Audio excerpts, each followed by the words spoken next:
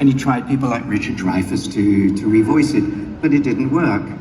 And so that was a curious end to the film, because I thought that was the one film. And then we did episode 5, which people really like. And then we did 6, and that was the end. Phew, don't have to do that again. And then that was a touch of sadness. And then suddenly 1, 2, and 3. And so when 1, 2, and 3 ended, that's over now. Years later, 7, 8, 9. And at the end of 9, yes, it was difficult.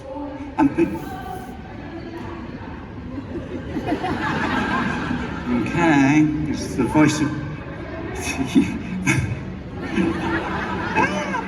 I love it. What you don't...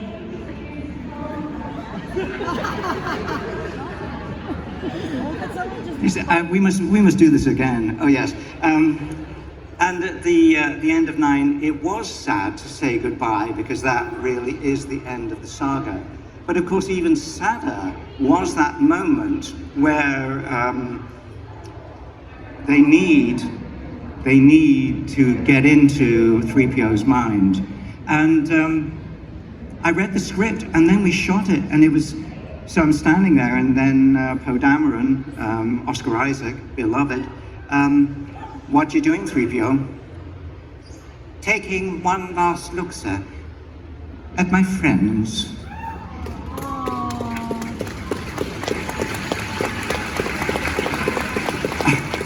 And I have to say that on the set, I found it, really quite moving to say. And when I saw it in the movie, J.J. Abrams had left it exactly as we shot it with it. Really? Really quiet! Can you please be quiet? Can somebody go and pull the plug on whatever's talking there? Because no one knows how to... I've worked in some rough clubs in my time, but this is like whatever. And it's a very moving moment for me, and I was indeed very touched. Now, somebody here had a question. I had a question. What, you had a question? What's your question? So my question was... Yes, when I say what is your question, you don't have to say my question was, because we could be here all day, honey. Okay. I mean, and was it Debbie? Was it Debbie? She don't have time for this. What, was it Abby? She's changed her name?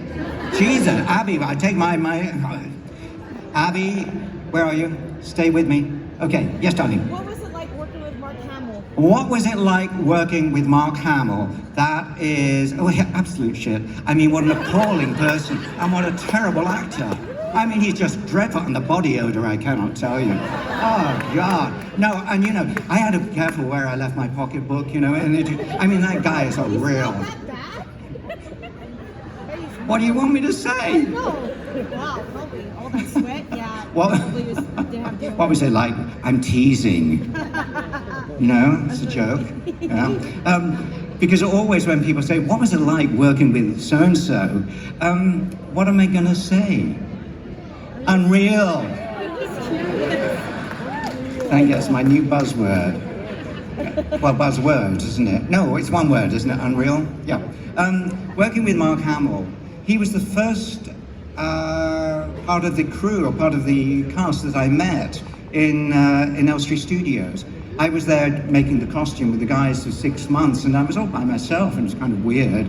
It's like the whole movie was going to be about me, which of course it was.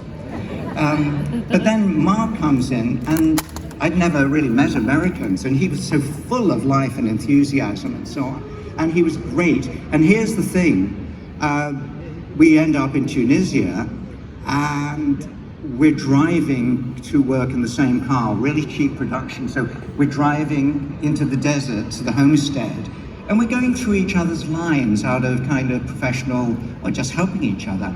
And I remember turning to him and saying, how can you say this rubbish with a straight face? And he said, well, your lines aren't any better. And I said, yeah, but nobody can see my face. They don't know what I'm saying. And Mark delivered his lines with such integrity and truth.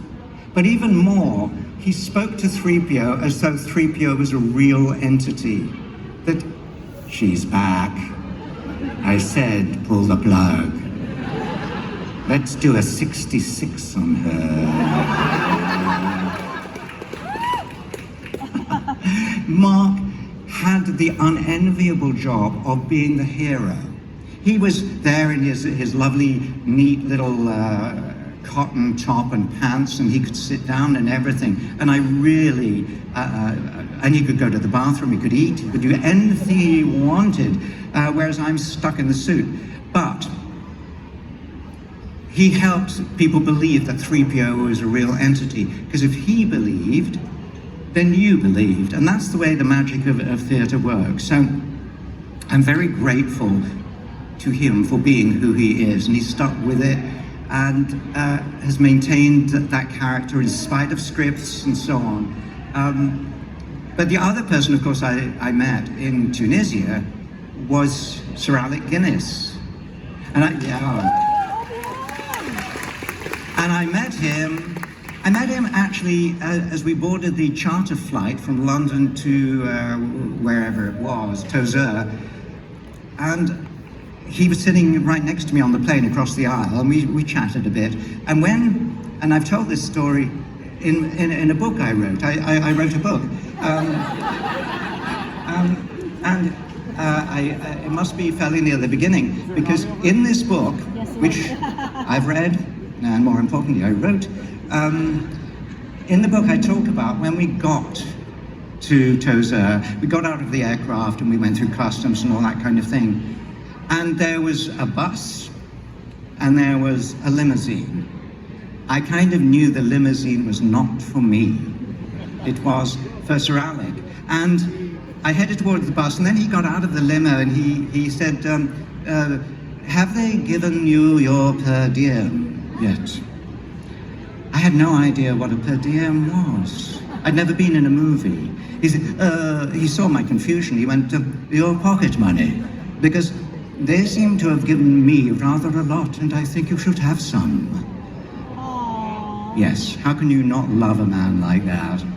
And so he was very helpful all through shooting, and one day he said to me, you know, filming isn't always like this. You will be in other films that will be better. Little did he know. And one of the curious things, he was adorable to me, absolutely adorable. And then over the years, we lost touch, as humans do.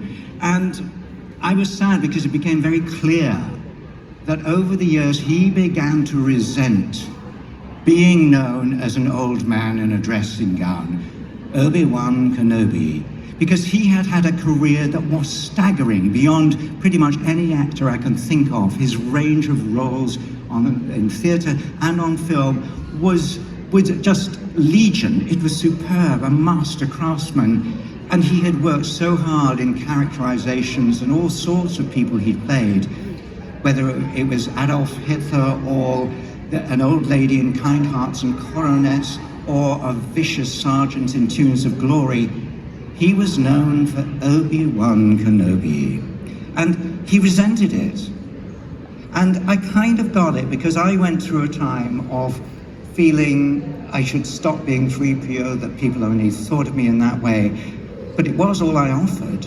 And then over the years, I changed, and I realized how wonderful it was to be known like this. And I had this kind of catharsis, a gentle catharsis, if you will. And I reached a stage of absolute joy in having shared 3PO with everybody. And sadly, Sir Alec died before he made that transition.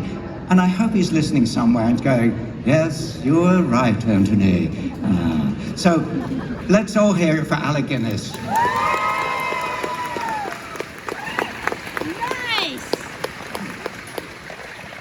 A young lady at the front. No, you know what? I'm going to be